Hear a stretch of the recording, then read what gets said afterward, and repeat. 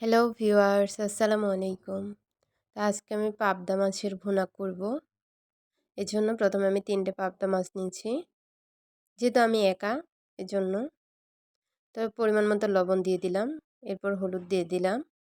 এরপর আমি একটু তেল দিয়ে মাছটাকে মেখে নেব। তেল দিলে দেখা যাবে মাছের চামড়া নেই যেহেতু, তো মাছটা আর কি তেল ফাটবে না এই জন্য। তো এরপর আমি কড়াইয়ে তেল দিয়ে দিয়েছি মাছ ভেজে নেওয়ার জন্য। তেলটা গরম হয়ে গেলে মাছগুলো দিয়ে দিলাম। এরপর মাছগুলো আমি উল্টে পাল্টে একটু ভেজে নিলাম। মাছ ভাজা তেলের মধ্যেই আমি পেঁয়াজ ও রসুন কুচি দিয়ে দিচ্ছি।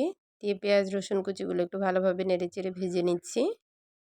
তো এরপর পেঁয়াজ রসুনগুলো ভাজা হয়ে গেলে এতে পানি দিয়ে দিচ্ছি, পরিমাণ মতো লবণ, হলুদ গুঁড়ো, এরপর মরিচ গুঁড়ো দিয়ে দিচ্ছি, আর দিয়ে দিচ্ছি ধনিয়া গুঁড়ো। এরপর মশলাটাকে ভালোভাবে নেড়েচেড়ে কষিয়ে নিচ্ছি। তো আমি যেহেতু টমেটো দিব, তো টমেটো আর কাঁচামরিচ দিয়ে দিচ্ছি।